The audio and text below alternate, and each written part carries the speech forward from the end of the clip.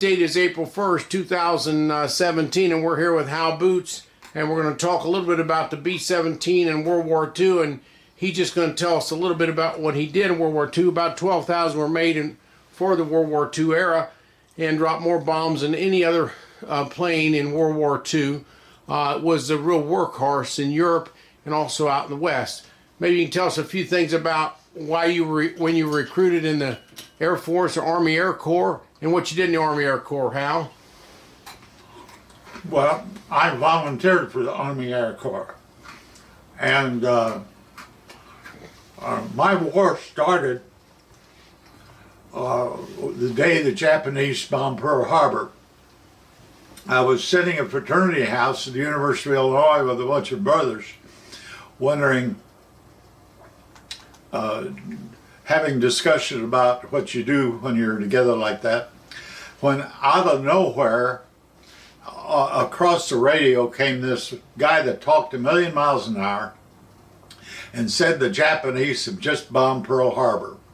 Well, everybody in our fraternity, every one of us sat there and we said, we have two questions.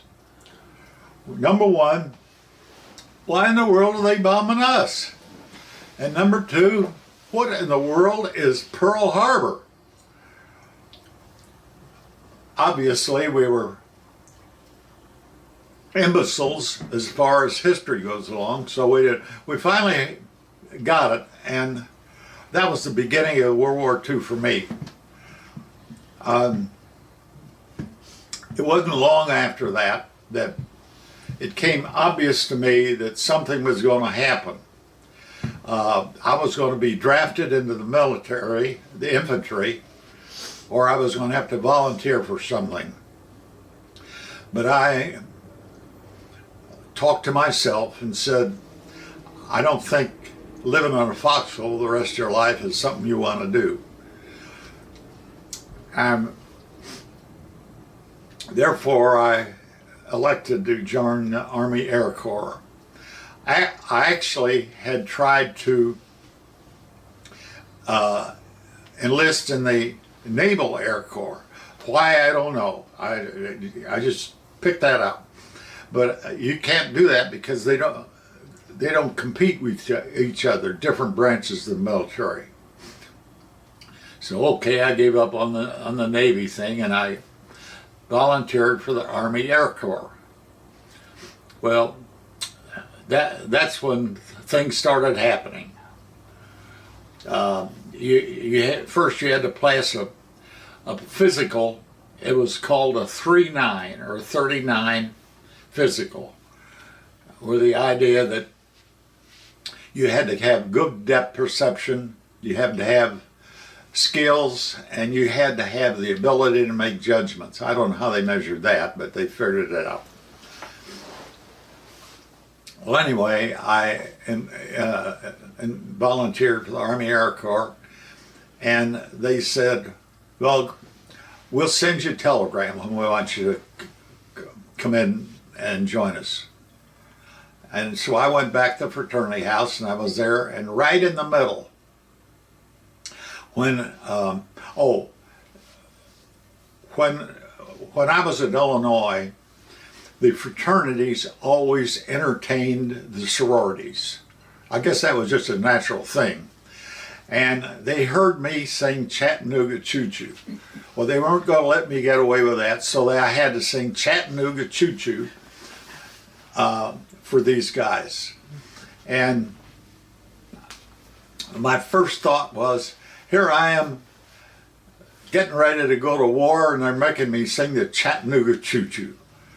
Things just didn't add up. Well, finally, I got my head screwed on right, and I did get a telegram, and I was told to report to someplace in Shepherd Field, Texas. Well, I reported down there, and they informed me that that was just one step towards going to the the next base, which was Needles, California. Well, I went to Needles, California, and the minute I stepped into Needles, everybody said, well, look out for two things. Look out for rattlesnakes and scorpions. And I hate snakes. I mean, I hate them. And, well, I did that. As a matter of fact, when I was, when we found where we bunked out, every morning we'd dig our shoes and do like that to make sure the scorpions weren't in there. This was high-tech stuff. But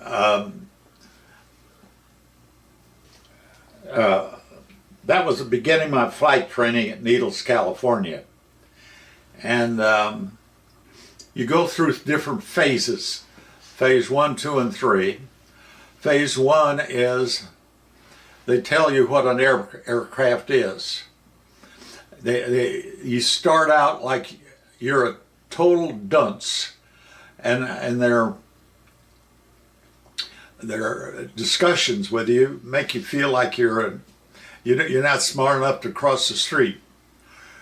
Well, that didn't sit well with me, and eventually I got off my primary mission and went into basic mission. That's the second one. And it was here where things started happening. The happening being that it was here we learned instruments. And it was the first time we had a variable speed prop. Even though it was only 2 speeds, it was still a variable speed prop. And we had excellent training there. And that's one thing I want to get clear across, is that Army Air Corps did a superb job of training their pilots. They're really good. And when I left basic, I was building up some confidence in my ability to control the aircraft. And I started feeling very comfortable piloting a 17 or any aircraft, whether it was a trainer or whether it was a... So I ended up passing that, and all along now we have check pilots. And a check pilot is the guy that does everything he can to make you act like you don't know what you're doing. We'll be flying along, all of a sudden he'll pull the throttle back and say, forced landing. Now what that means is that you should have prepared yourself for a forced landing in a field someplace. And they always did it right over a forest where there wasn't anything for us to do. Well, I finally wised up on that. So every time I went up, I always looked around to see what kind of neighborhood I was in, because if they were going to pull the throttle on me, I didn't want to be stuck out there again with no place to land. So I went through that part of my training, and I finally, I finally graduated, and it was at that time you need to have a person. I'm a little hazy on this one, but you had to have a person who would write a letter of recommendation for you. So I had to come back to Evansville, and I had to find 3 businessmen that probably never heard of me, write a letter about me so I could take it in and join the Army Air Corps. Well, I did that. I remember, I say I remember, and all of a sudden I lost who it was, but I found 3. They were very eager to do it. They really wanted to do it, and to contribute to the war effort. And I was able to take these letters and then join the Army Air Corps. Okay, now I'm in the Air Corps, and I got to start learning how to fly these things. I was prone to air sickness, so the two didn't go together very well. And every time I went up, I got air sick. And the commandant of cadets called me into his office, and he said, "You're going to have to quit this because you're going to get washed out if you don't quit." And he said, "I have a recommendation. I think what you should do is go to the grocery store or drugstore and buy some mother cell seasick pills," which I did. And they came in 3 doses in the package. The first dose was you take it, and did it work to keep your stomach from getting seasick? Well, it didn't work very well. So I said, "To heck with it, I'll take the other 2 all at the same time." And I rammed it down my throat. And I'll swear, my stomach felt like it was made out of concrete. I don't think there was anything in the world that would cause me to get seasick. Well, this is a learning experience I had. And I finally got over that, and now comes a time where we really start our first move towards combat. And when we finished basic training, which is the number 2 step in the step-ups to flight, I asked for fighters. I wanted to be a fighter pilot.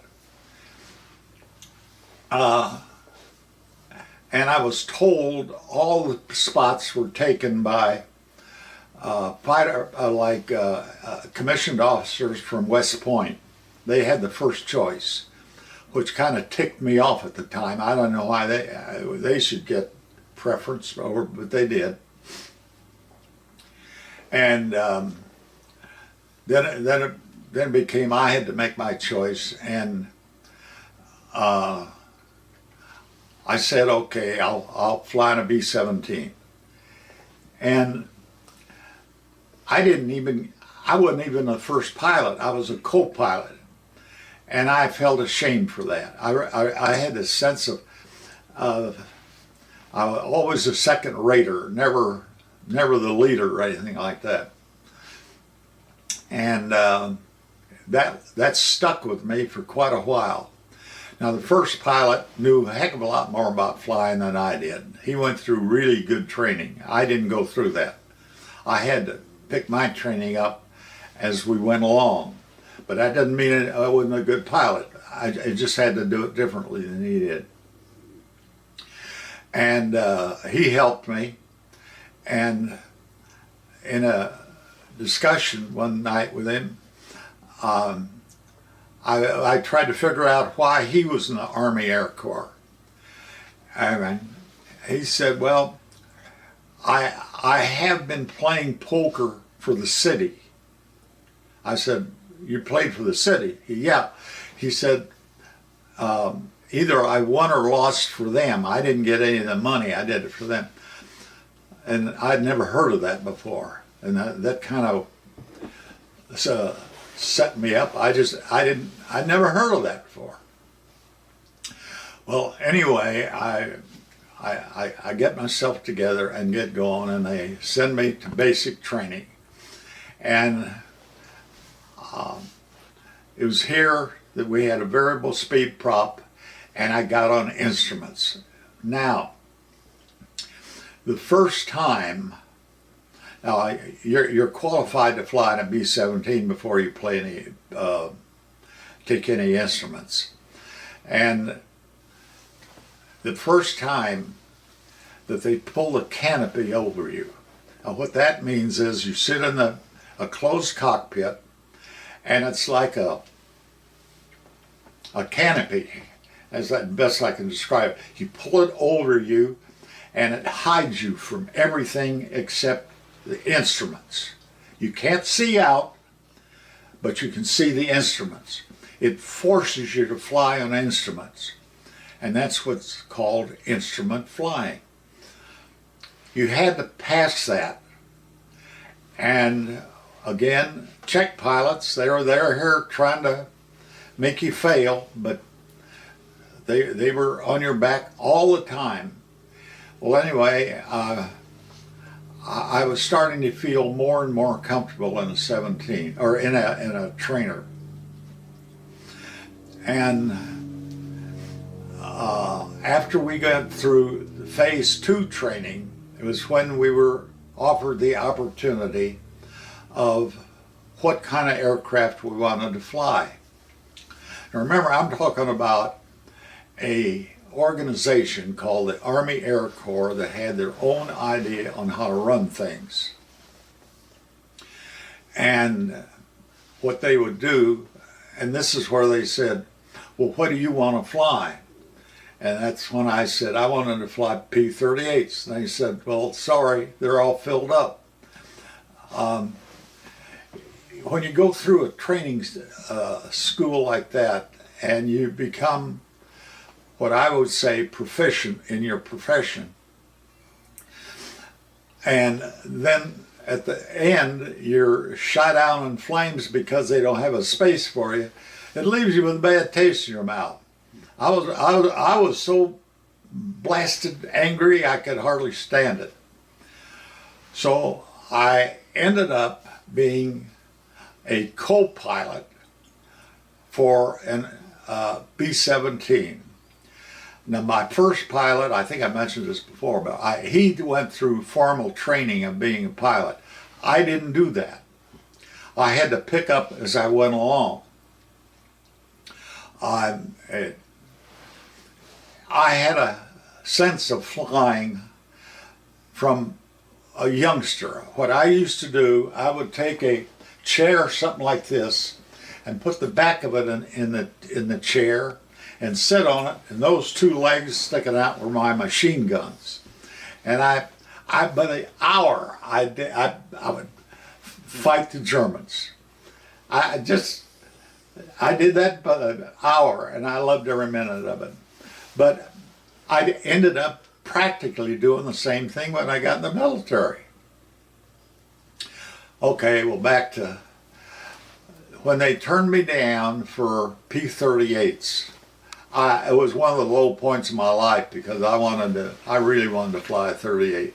I thought my thought, if you're familiar with a P-38, it's a twin boom plane with a pod, and everything's in the pod.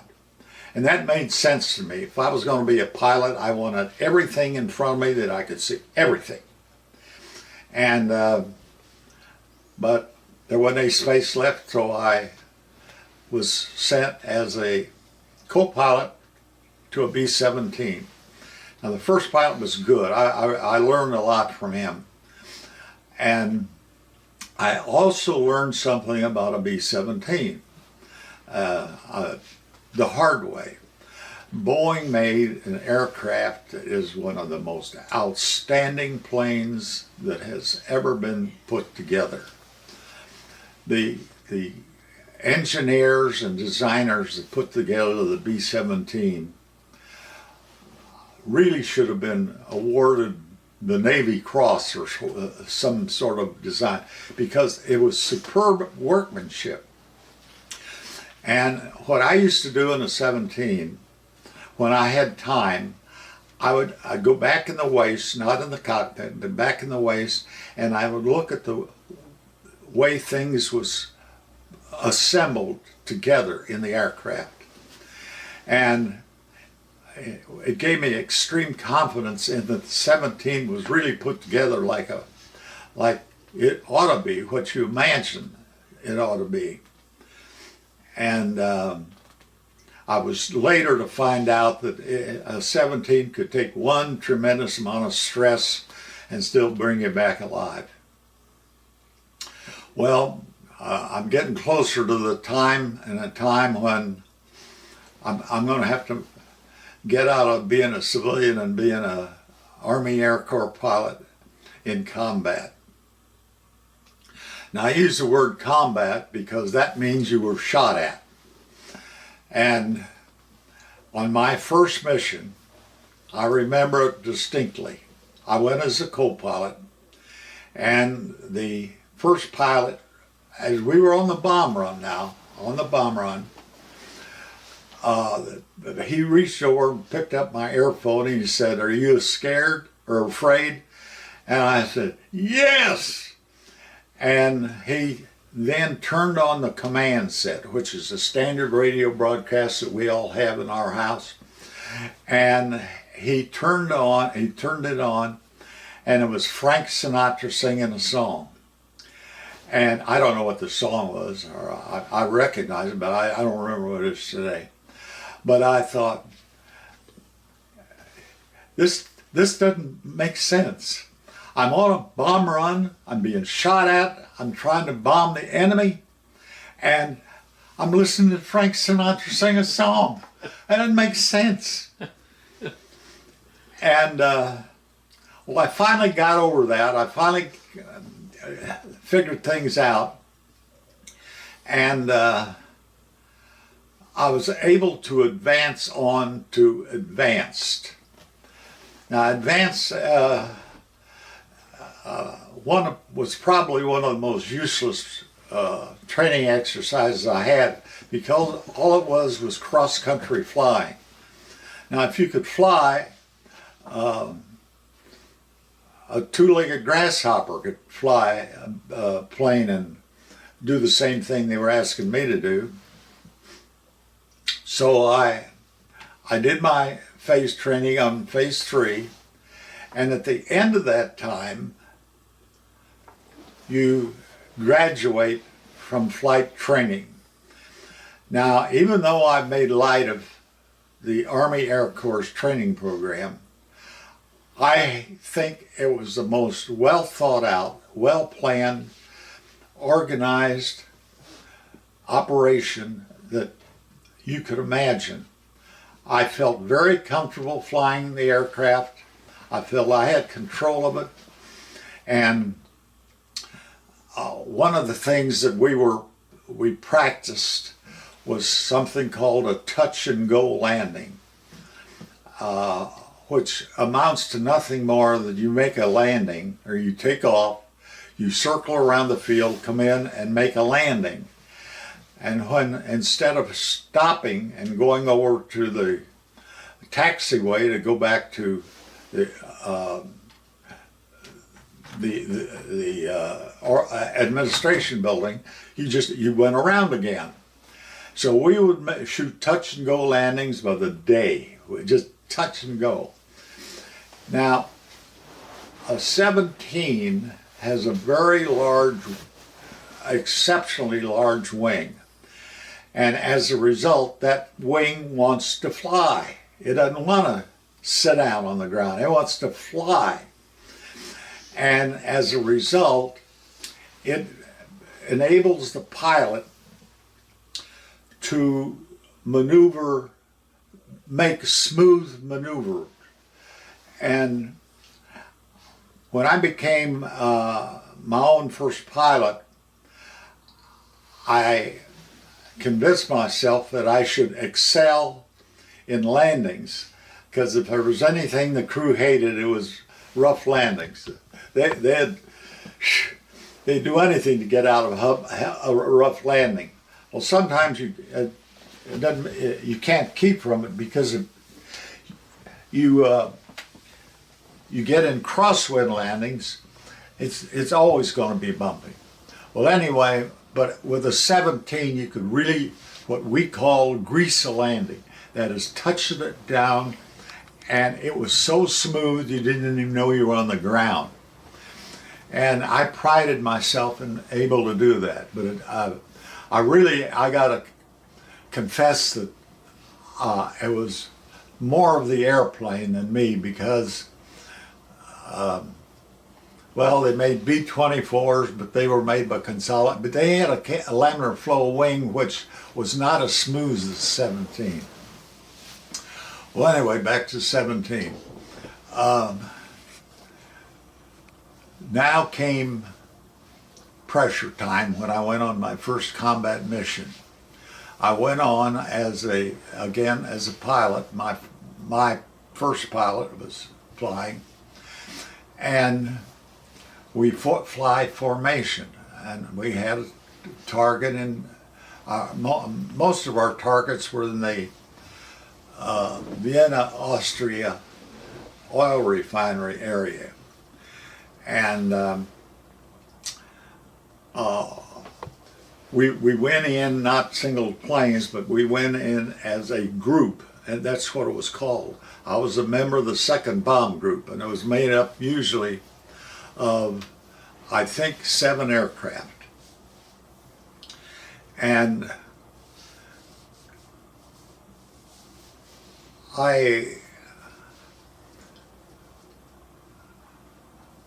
let's see, I lost my train of thought. Did you fly out of Italy? Did you fly out of Italy? Yeah. We were flying out of Foggia, Italy, and You make your bomb runs over Austria? yeah. Now is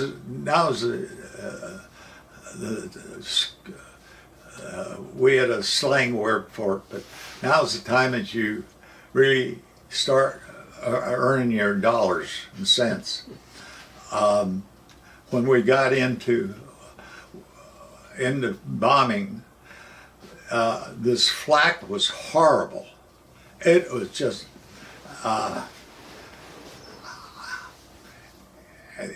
that's why it's combat. I mean, that's why it's called combat, because somebody was shooting at you. And we would, I had my own scoring system on the accuracy of the flak. And it was 1 through 4. 1 was it just burst out there in the middle of nowhere and it didn't affect anybody. 2 and 3, you could hear it and feel the concussion from the explosions of the flak. And 4, I would have been wiped out, and that never happened, obviously, because I'm here. And in every instance, I would, either the first pilot or I would be turning to the command set and listening to Axis Sally. And she thought she was trying to influence the people with her propaganda jargon, but it didn't make sense to us. We turned into her because we had good music. And one other thing, every night when I was overseas, every night we listened to the King sisters sing "Goodnight, Sweetheart." So our day was pretty well set up for us, and it is here I want to mention how good the food was. The food was exceptional. Now, during World War II, during the early part, our company made parts for something called a field kitchen, which is nothing more than a metal frame with a burner unit underneath, and it cooked the food. And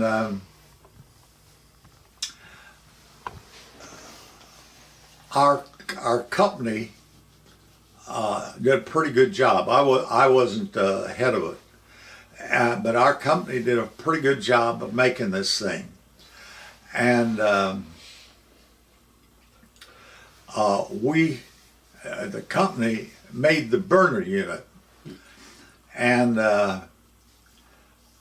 it was at that time that I asked our board of directors, I said, why are we making a burner unit when we got all this press equipment here? We ought to be making the framework out there.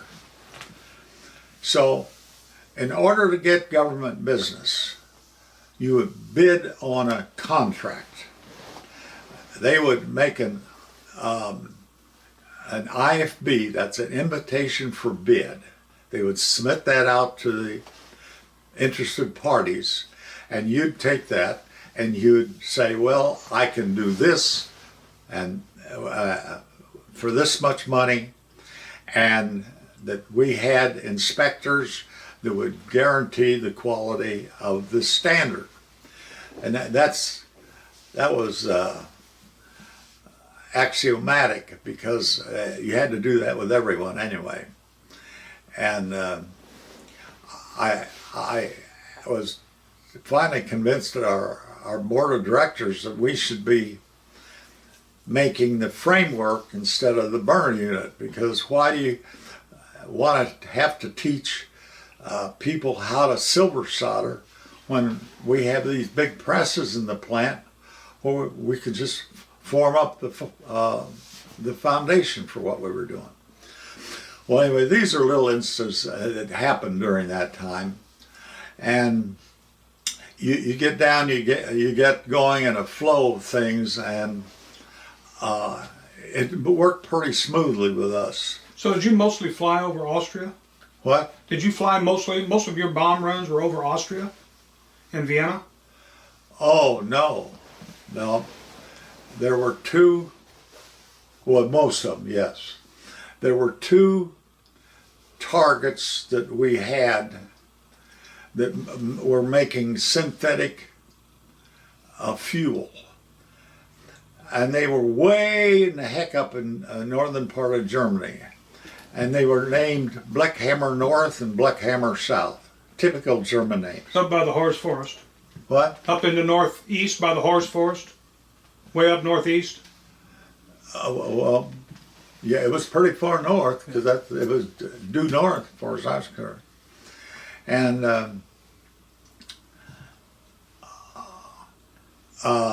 the unfortunate part of that mission was that it was so long.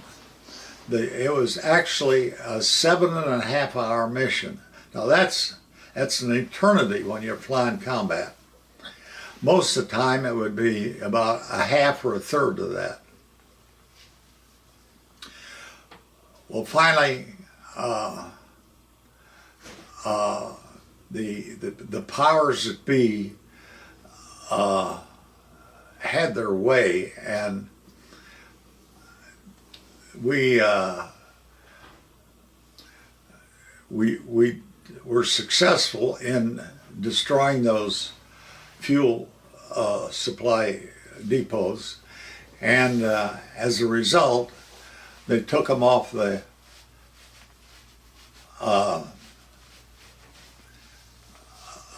target list.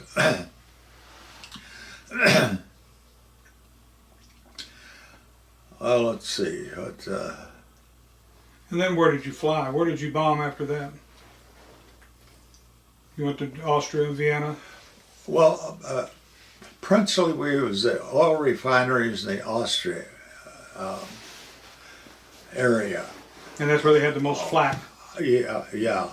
Oh, one weird coincidence was that I took to skiing. I don't know what caused me to that. I even brought Melba a ski suit where I would go skiing in Petoskey, Michigan. Well, unbeknownst to me, the ski instructors were former Luftwaffe pilots. So I'm pretty upfront about things. I said, well, maybe you guys were the guys who shot at me. And they didn't think that was funny at all. They didn't have a sense of humor. But it never dawned on me until I woke up and thought about that. But that sent me into a life of skiing. I would do anything I could to find a way to go skiing.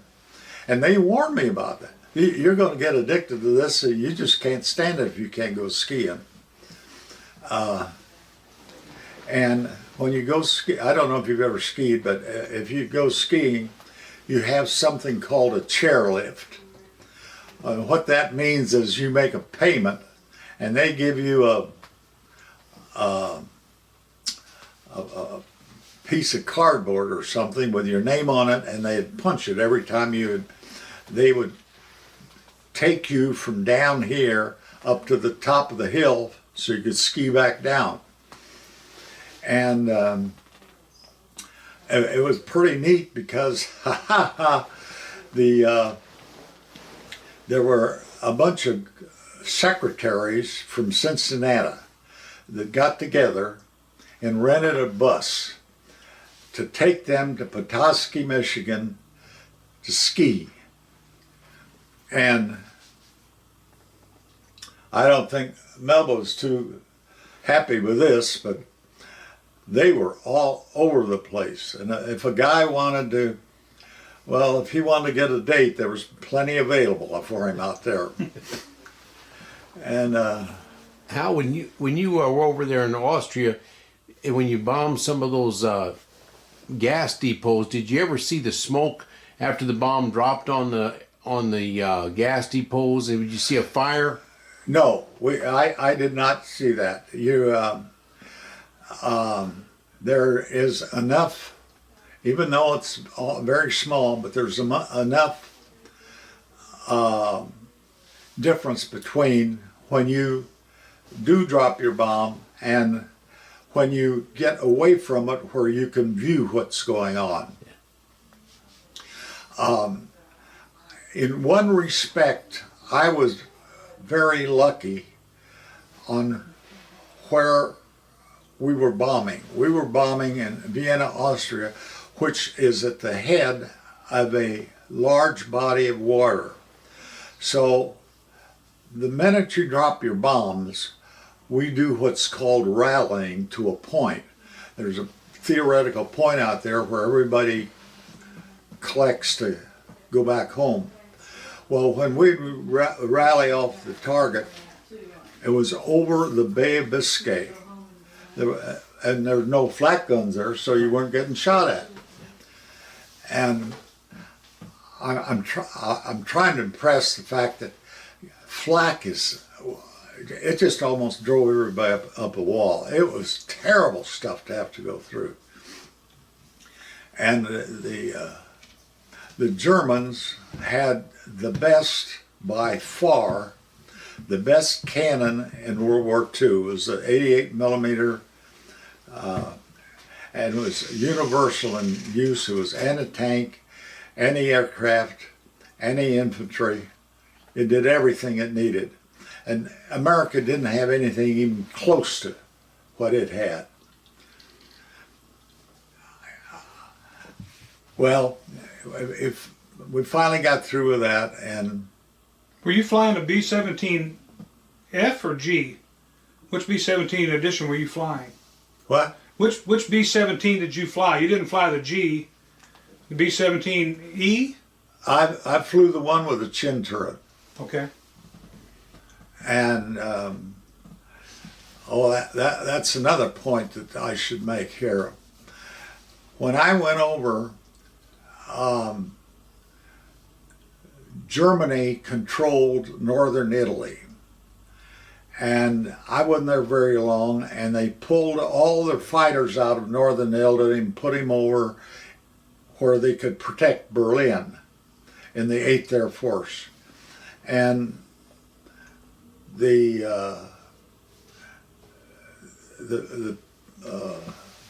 enemy fighters that we had, we only got hit a couple of times by fighters. Now, enemy fighter, the Germans had a different system than we did. We have a replacement system.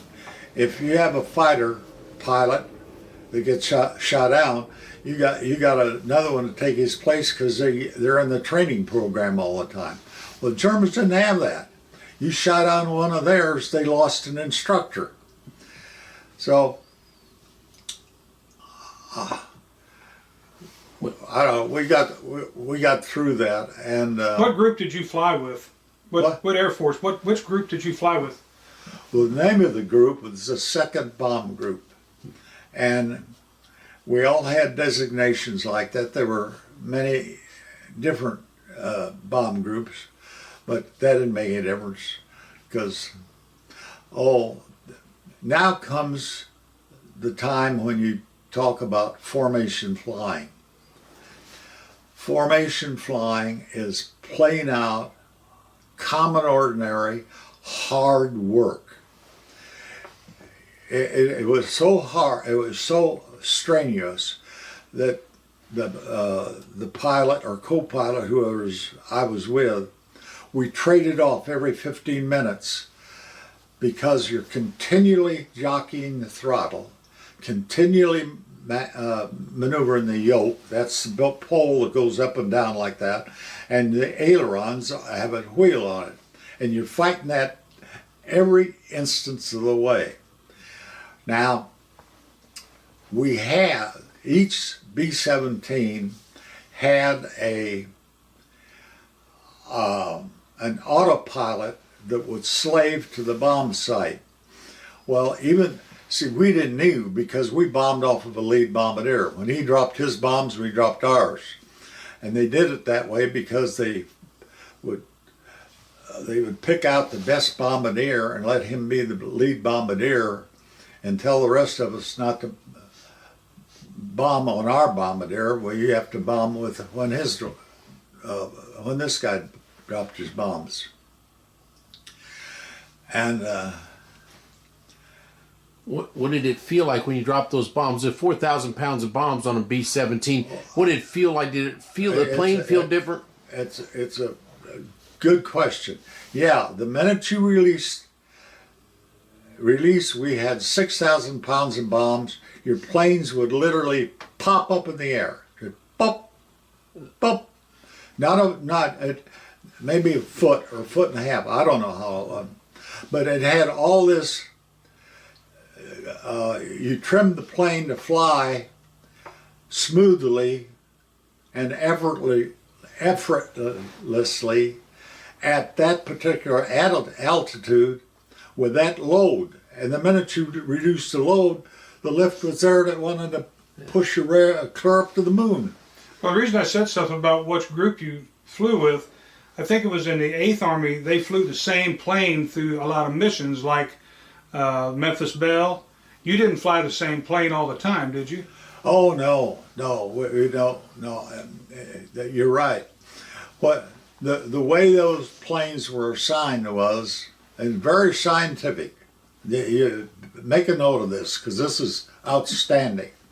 They had a mission board, and the mission board was a piece of paper, a regular 8.5 by 11, that they stuck on another board up there, and it listed the people that were going to fly, and beside it, the tail number of the aircraft you were going to fly. That was our system. So every morning after breakfast, we'd go down there or the night before we would check out to see what we were going to fly. Then the next morning we'd go to briefing, and we had a room set aside for the experts to brief us on what our mission was, where we were to fly, what altitude, all the little intricacies of flying formation and flying against in combat against the enemy.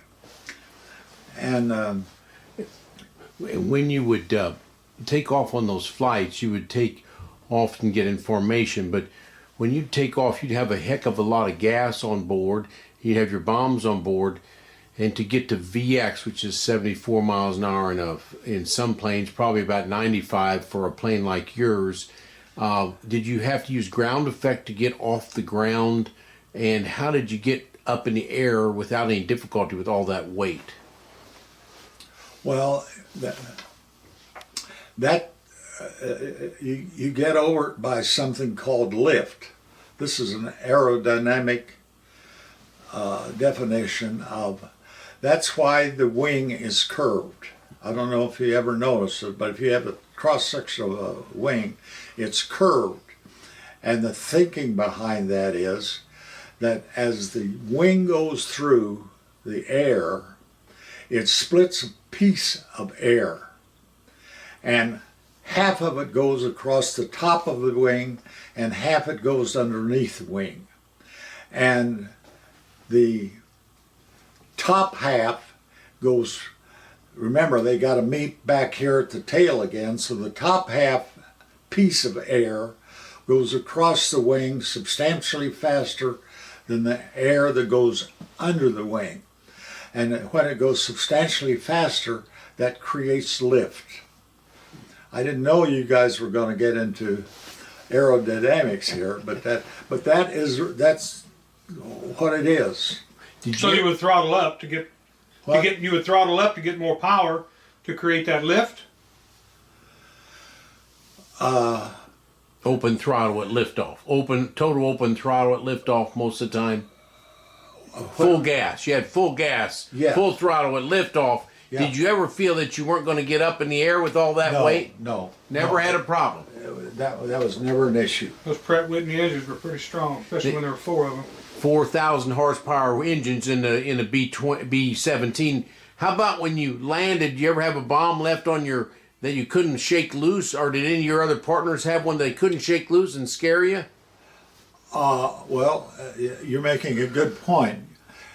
That was the responsibility of the bombardier. Bombs were held in by something called shackles. And if a bomb got hung up in there, it was the bombardier's responsibility to kick it off. And a 17 has a walkway about this wide that goes from the cockpit back to the tail. And if you're on a bomb run and the bomb bay doors are open and you get on that little walkway, I don't know if you're like me, but it scared me to death to get on that thing. I hated that. But the bombardier was responsible for kicking that bomb out. And we only had to hang up once or twice. It was not a big deal. How many missions did you fly? Well, now, 37? I flew 37 sorties. Okay. What the government, the government does some good things and bad things. And they decided to go, we had a given amount of operations that each of us had to perform, and we were rotated back to the States for R&R, rest and rehabilitation. But that rotation would only last 30 days. And we all worked for that, but when you were up in the air flying around, did you ever have any experiences that scared you when you were flying with the formation, or when you got too close to flak, or when a Messerschmitt came after you? no. What height did you drop your bombs from? About 10,000 feet? 30,000. 30,000. Yeah. And were the P-47s protecting you, or the P-38s, or the Mustangs protecting you as fighters? Yes. All of them? Yeah, well, I'm glad you mentioned that, because this is an important thing.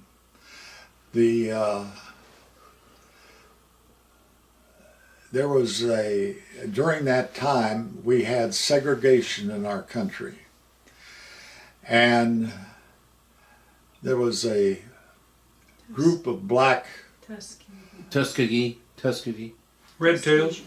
red tails, yes, that's a good point.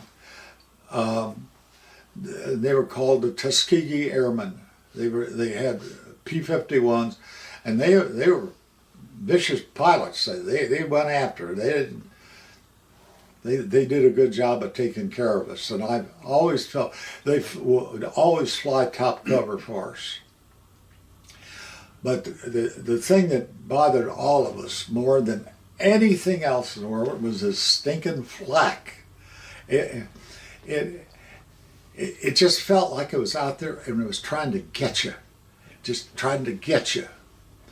And I think I mentioned I had my own scale for severity of flak. One was that you could see it, and then you could feel it, and then you could hear it, and then you could see the fire. And when you saw the fire, you're getting awfully close to there being right on a button for you. But these are the little idiosyncrasies that we all performed, that we all had to have. When you went on these landing strips, there's these people, the CBs would recreate your landing strips. You had to be in landing strips in Italy and other places. Could you tell us how well they were kept up and what the CBs did to keep that flat for you? To keep the landing strip. How were your landing strips? The landing strips were made up of perforated pads of steel that interlocked together, and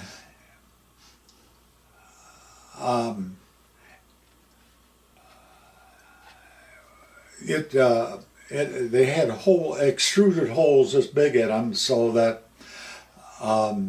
it relieved pressure from underneath. And what happened a lot of times with that, when it would rain, it would get in those holes and mud would come up in those holes and the thing would get slick. But that didn't bother us. We would fly into those landing strips and settle down. Now that was the key, is to settle down and settle very lightly. And so you learned to stall a plane just right to land on that strip. You didn't have roll-on landings. You had stall landings that let you land lightly. Yeah, that's right. And now it comes down, I got a crew. And it was my first experience with being responsible for men.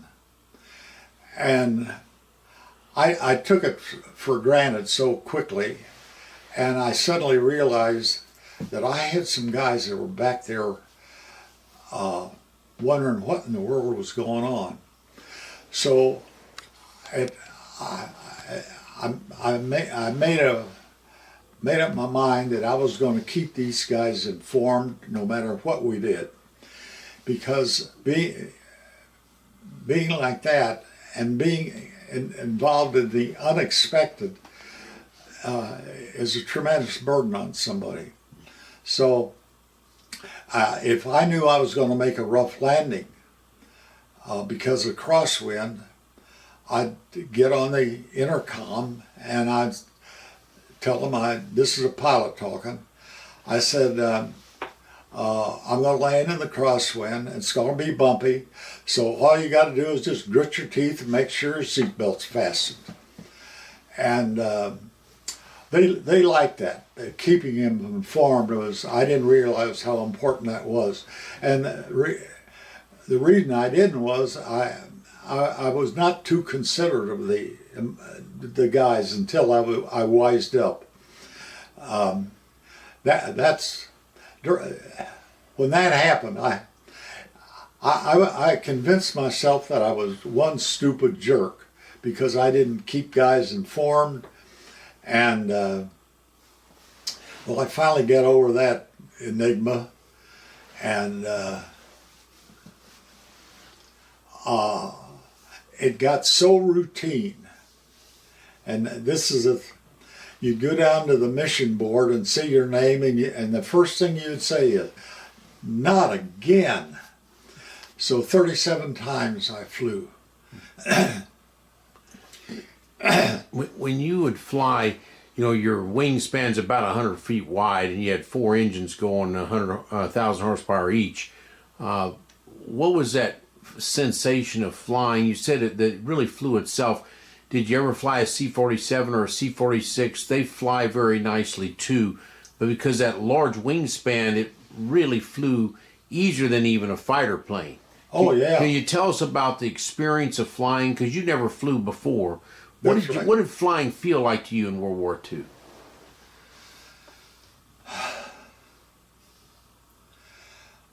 Well, the key to the whole thing for me was that I had a mindset that I was not there to destroy Germany. I was there to protect America. That's all I thought about. I didn't give a damn what happened to Germany. I wanted to protect America. Now that was just the way I thought, right or wrong, I don't know. But when you have a mindset, it takes your mind off of some of the more intricate, not so pleasant things that you have to. Now I don't mean I ignored them. I don't mean to imply that. I considered myself a good qualified pilot, and then I wanted to take care of the crew. And I mentioned before that one of the best ways to take care of the crew is always keep them informed of what you're going to do. Because they don't know whether, if they get a bumpy ride, whether it's enemy aircraft flyer or whether the pilot's up there screwing around doing something he shouldn't be doing. When you say you land in crosswind, you like to land into the wind as much as possible. But crosswinds, you had no control because you had to land wherever they told you to land. What's your highest crosswind? Maybe 20 or 30 miles an hour, and that's not easy to land in a crosswind like that. Could you tell us a couple of those times when you had to do a crosswind landing? All right. When you go through the Army Air Corps training program, you learn crosswind landings. For obvious reasons, that the wind doesn't always blow parallel with the runway. Well, all you have to do is to make sure that when you're crabbing into the wind, when you're coming down and crabbing into the wind, that you roll out straight away on the runway. Otherwise, if you come in and the crosswind is this, it pushes all the wheels out from under you. And it's a technique you learn during training, but we learned it, and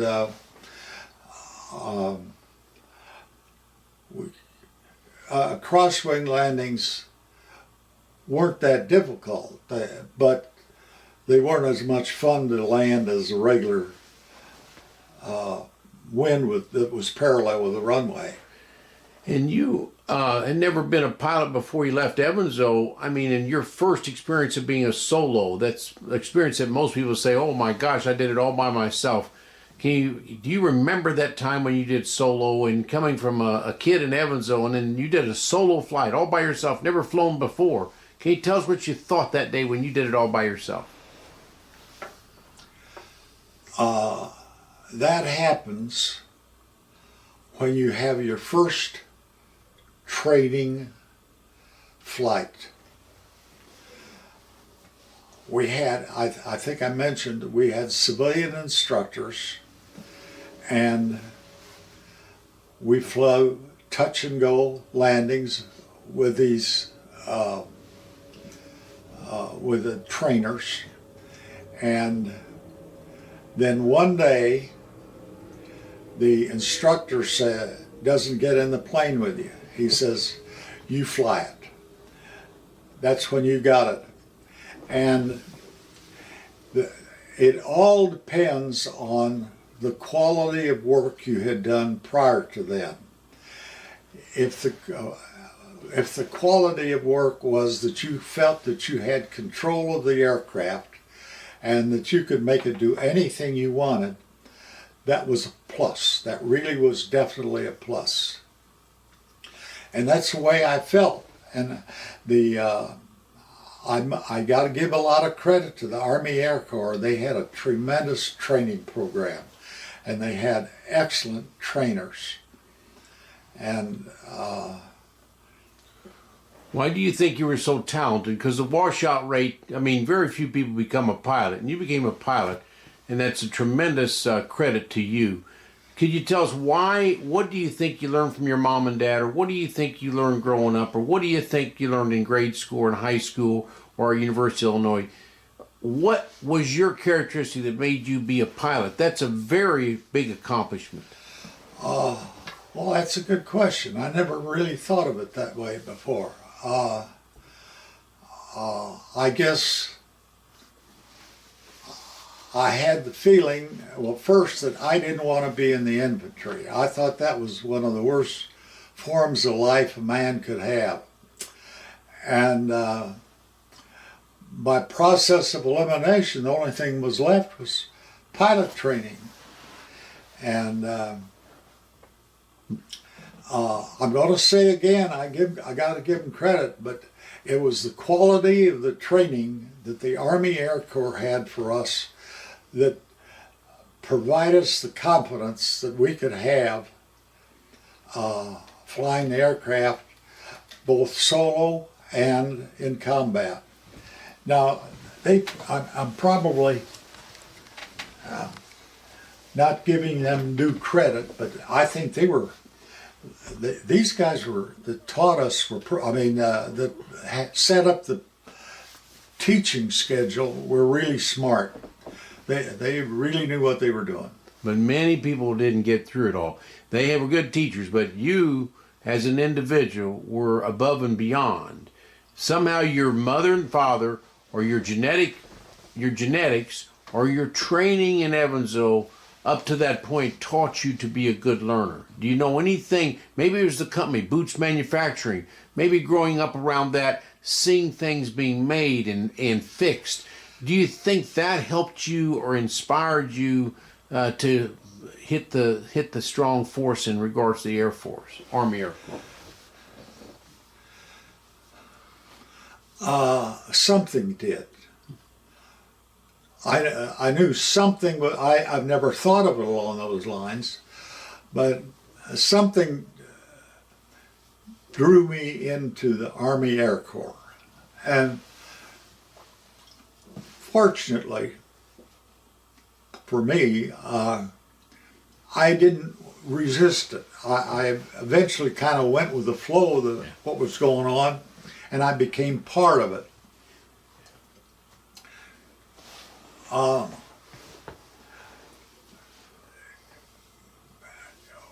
One of the things that happens in pilot training is that people don't know what how do I want to say that? What the skill levels are, or their strength levels. And this surprised me. There were some people that were in pilot training that failed on their inability to coordinate. Now, you and I and Mike and everybody I know, they know how to walk down the street.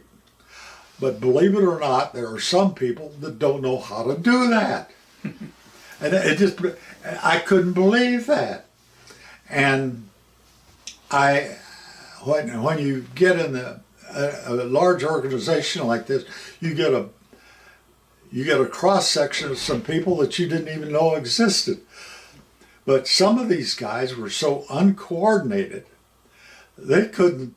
Well, one of the little quickie tests was to pat your head and rub your stomach at the same time. That's a coordination.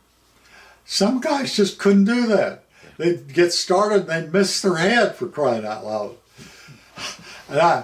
And when you see that, and this is where things start bothering me a little bit. Well, why can't they do that? I can. So I guess it's in something inside us that works that way that we can do that. And how the other thing is in World War II, it ended in Europe in May of 45 and then ended in Japan in August of 45. That gave us the Western world freedom. What have your thoughts been since World War II of how important that freedom is to mankind and how proud you are of the United States? Well, I can't say enough about the United States. I'm such a patriot that it's just, I have occasioned catching myself where I've literally wept after reading about something that happened to our country. I was so pro-American, and it's just, that's the way I am. I'd do anything I could for America, and that's I guess the byproduct of why I got in the Army Air Corps. I did it for America. I didn't do it to beat Germany because I didn't give a damn what happened to Germany. But I wanted America to be great. And along those lines, I consider myself a patriot because I really love America. And I've dwelled on this, by the way. I'm glad you asked, but I've dwelled on this, by the way. It's not only America, it's the state of Indiana I lived in and the city of Evansville I lived in. These are just, gotta do anything for these people. And I think, I'm very prejudiced in this, but I think Indiana has put out more quality people. Not that I'm saying I was a quality person, that's not my point. But they have put out more quality people, whether it's the way their parents were brought up, or whether it's the high school they were taught, or whatever it is. There are so many Evansville and Indiana quality people, what I would call quality people. The kind of person that you'd want to be as a foxhole buddy or a co-pilot. And you've been grown up in what we call, I would say, the golden age of the United States, but you're also in the greatest generation. You are part of the greatest generation because you've sort of saved the world in World War II. It would have been tragedy to have some of these other leaders be in charge, but what do you say for the next generation? What do you say for your grandkids? What do you say for your kids? What do you say for your great-grandkids? What should they do for America? I think that comes from their parents. And I think their parents has to impress upon them the importance of living in America. We are, all of us here in this room, are blessed that we live in America. I can't imagine what it would be like living in Sweden or Denmark or some weird, or Germany, one of those places, because it's a totally different culture. But if your parents do what they should do and impress upon you the importance of being American, your life's going to be much better than it is without it. And I can truthfully say that my life as an American has been a wonderful life for me.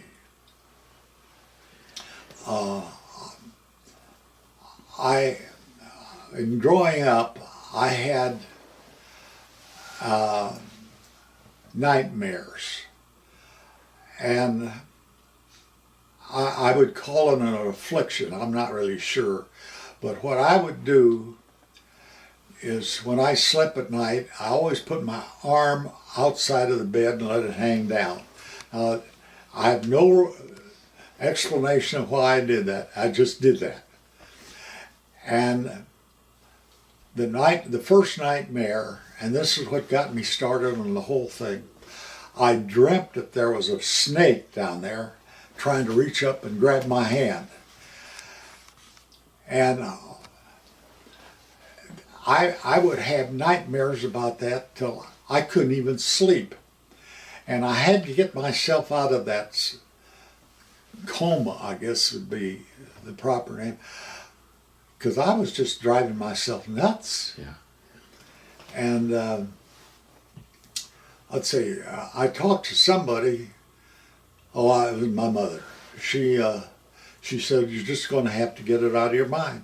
Think of other things. Think of other things. Do anything. But my mother was a true mother.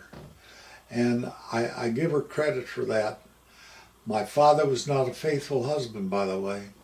But my mother was really a doer. Somebody that we all would like to have been party to. For instance, she was president of the local PTA. She was very active in getting the parents of students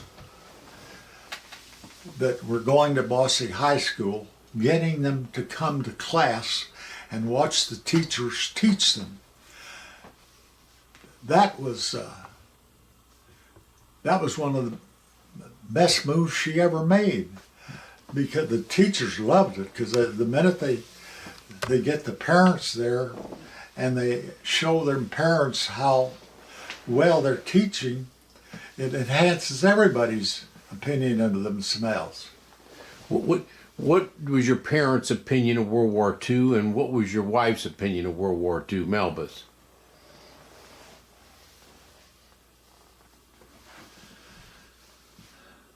Well, Melba has been a very faithful wife to me, a pillar of strength. And I think she, more than anybody, has kept me on the straight and level. Was she scared of World War II, and was she scared? I don't know. We weren't married at that time. Were your parents scared of World War II, that Hitler and the Japanese were going to take over the United States?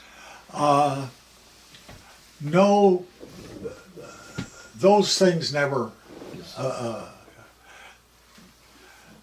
came up. Nobody ever thought of it that way.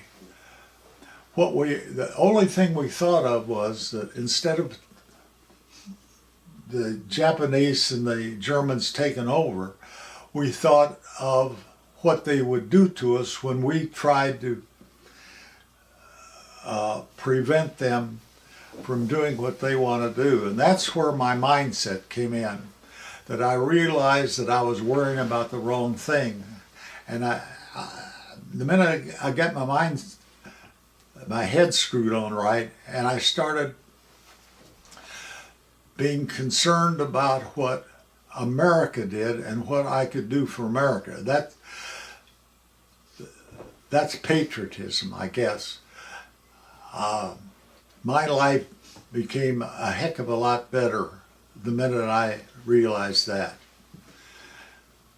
Mike or Melba, do you have the questions for Hal? And Hal, do you have any final statements to just summarize your World War II experiences? Well, I would like to say that Hal's father was in World War I, so we had two Bootses that participated in war.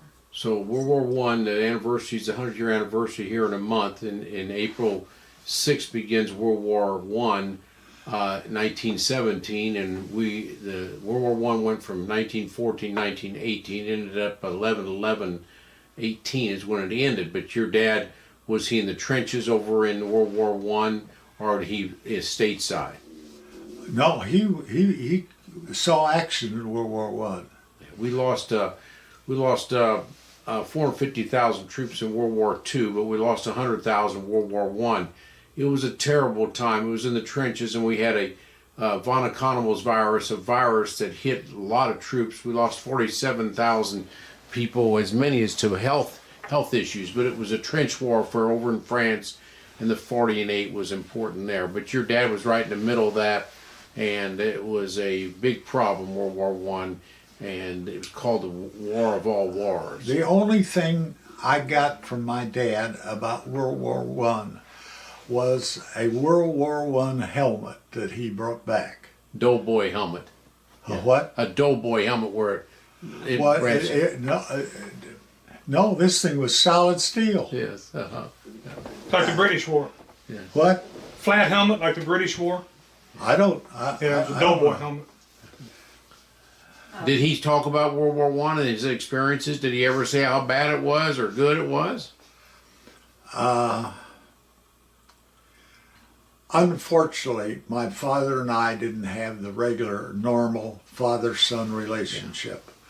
We until the very end. Yeah. I miss that. That's part of my life that I really miss. And we got close together with each other when I started taking him hunting with me.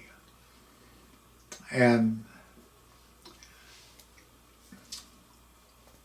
it was my mother that was the pillar of the family. My dad didn't do it. He had a very small retail coal company. He sold coal, and that was the income that he got. And my mother had to work, and she did the payroll for Zemer Funeral Home. And let's see, there was one other thing she did. I forget which. Mark, I You would think like to say Yeah, ma'am. one other thing. Loud. I'd like to say thank you, Hal, for what you did for our country. And I'm really, really proud of you. And you're a living legend. You may not think you are, but as far as I'm concerned, you are. Well, look, I'm nothing more than just a guy that was told to do something and I did it. I understand that, but still, you did it. I don't want to. I don't want any accolades for what I did. My fondest hopes are that America is for America, and that gave me the added strength to get through World War II, as far as I was concerned, because I always was doing things for America. I wasn't over there to kill Germans. It didn't work that way. What I was there for, or this is the way I looked at it, let's put it that way. This is the way that I was doing whatever I could for America. It might have been indirect by bombing German facilities, but that's another thing. Bombing targets. When we started out, they had us bombing bridges and let's see, Railroad crossings? perhaps railroad crossings, yes. And all of it was insignificant. It didn't do a thing for the advancement of America. It only happened when we switched around and started cutting off their fuel supply. That was the key.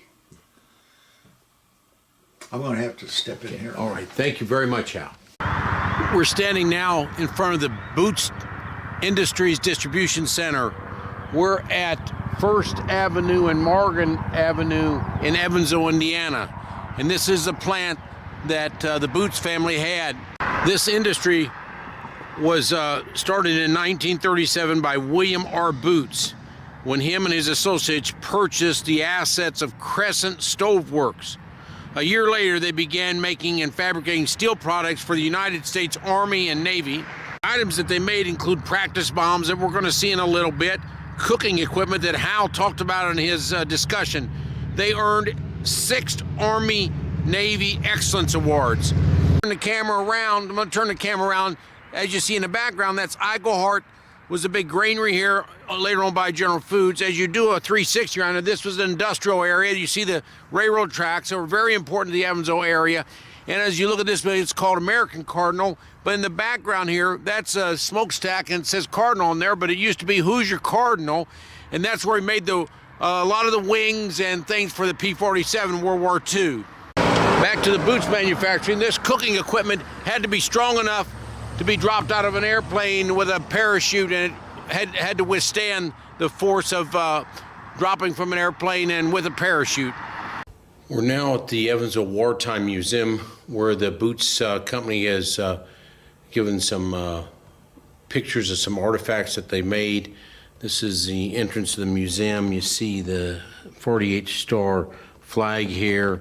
This is the museum itself that's in the process of being renovated. Some pictures on the wall of some of the factories in Evansville in World War II. There's signing of the Evansville, or the Indiana Warbird, by the governor, now the vice president, Mr. Pence, right there signing Indiana Warbird, the P-47. There's an illustration of a P-47, and one of the board members is Alan Sanderson there, with two P-47s that flew here in 2015 in the summer, and that's Alan Sanderson, a World War II pilot with over 120 sorties, and two younger pilots next to him. Then in this museum, there's down the main hallway here, we've got what the exhibit of the Bootz family gave. This is pictures of the, this is the from Congress of the United States, House of Representatives, one of the E Awards. They received 6 Army, Navy E Awards, which is very prestigious. Only 4% of factories in the United States did get those E Awards, and Bootz Manufacturing was able to get 6 of those E Awards, which is quite an honor for them to get those E Awards. And there's a copy of the letter itself, written to Mr. William R. Bootz, Evansville, Indiana, and from Washington, D.C., John Boehne. He was our congressman there, and we have Boehne Hospital, we had Boehne Camp Road, and he lived in a large white house on Lincoln Avenue, but he was also instrumental in getting a lot of these war contracts, and Bootz was one of the major war contractors in Evansville. These are some of the items that Bootz did made multiple items. If you look at Harold and Morgan's book, he describes these items in detail. There's photographs of these items. The Bootz family actually got these items framed for the museum, a very excellent framing job, and these are some of the items that the Bootz Manufacturing plant made during World War II. I will read this letter to you from Congressman Boehne about the Bootz Manufacturing Company. This is written to Hal Bootz, or to not Hal. We just talked to Hal, but this is written to William R. Bootz, who was in the one that started in 1937. It said, "This is September 19, 1942. I've certainly been pleased to accept your invitation to be with you and your friends and co-workers on Tuesday afternoon, when your company and its employees will be awarded the coveted Army and Navy E Award. Of course, all Evansville rejoices in this presentation. I want to offer my personal congratulations to everyone connected with your company on the attainment of this distinction.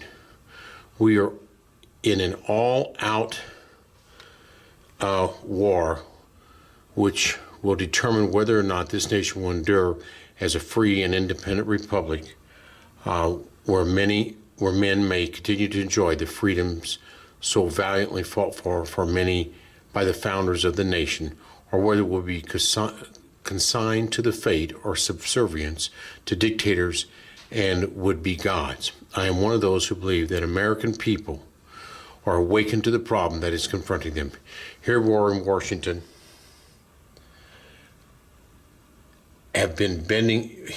we are here in Washington, have been bending every effort to provide the government means so necessary in times like these. while you and all your employees have been giving their best to provide at least a portion of the sinews of war designed to destroy the enemy whose sole purpose is to destroy us.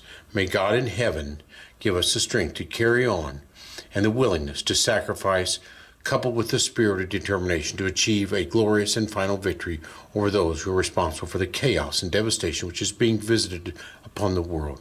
Again, I want to express to you and everyone in your plant my sincerest congratulations and good wishes. John W. Boehne Jr., Congressman from the 8th District, and this letter is to Mr. William Bootz, who started the Bootz Manufacturing Company in 1937 in Evansville, Indiana.